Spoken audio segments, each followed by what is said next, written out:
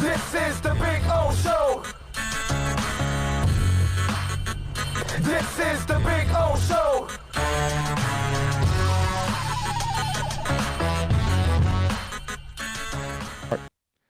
ISIS says, what's up, Big O? Which position battle do you see as the intriguing besides the quarterback position? There's no intrigue in the quarterback position.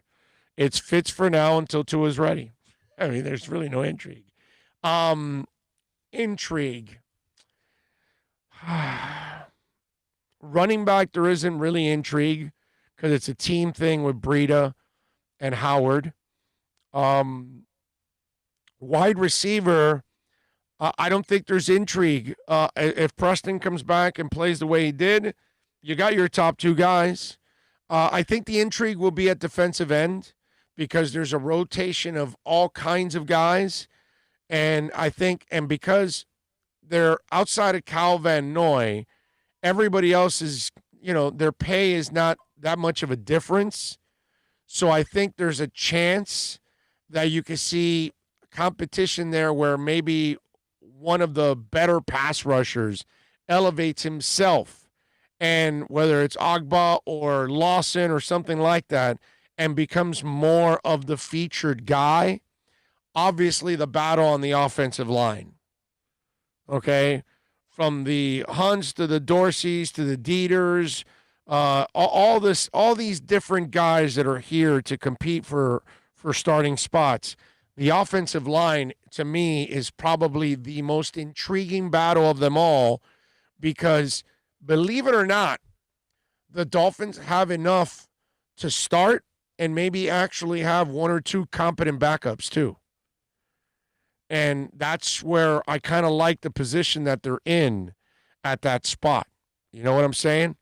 Also, the defensive back, while Byron Jones and X are locked in, it's Noah, it's Needham. I want to see some of these other guys, and I want to see the development of Noah because it usually takes them, a little bit to kind of figure all this stuff out. So where does Needham build on from last year? And then Noah, too, on top of all of that. As a rookie, where's he going to be on the pecking order of all of this? There's a lot of things to look at. The most intriguing has to be the offensive line because it's the most important one. Without the offensive line, you won't have time to find receivers. Quarterback will be on his ass. You won't be able to run the ball. We won't be able to continue the development of Parker, of Preston, of Gesicki, and so on and so forth. You know what I'm saying? So the offensive line definitely has to be one of a lot of intrigue because we got to figure things out now. Austin Jackson's got to be the starter. Julian Davenport needs to be the backup. That kind of stuff needs to be figured out. Because if Davenport's starting and Jackson's not, we're going to be scratching our heads going, huh? What's going on here? I mean, it's good for Davenport, but it's not good that you don't have Jackson starting. You know what I'm saying? So I expect Jackson to be the starter because he was a first-round pick. But these are all the things that I want to see, kind of develop with the Miami Dolphins. But I would say pass rusher is going to be interesting with all those guys rotating.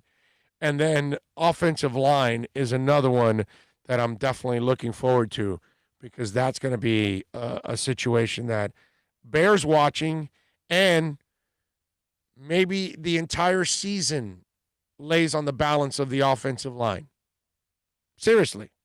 Because the defense can play well, but if the offense doesn't get it going, you're not going to win any games. Like the Marlins sometimes struggle to score runs, and they have issues with that. The pitching has been all right sometimes. The defense has been pretty solid, but the offense hasn't necessarily been, consistent like yesterday, 4-0. So if the offensive line is not blocking well, it ruins the entire season. It ruins the development of the offensive line. It ruins everybody else on offense, and your defense is out there killing itself, and it doesn't have the support from the other half of the team. Or third, if you want to include special teams as a third.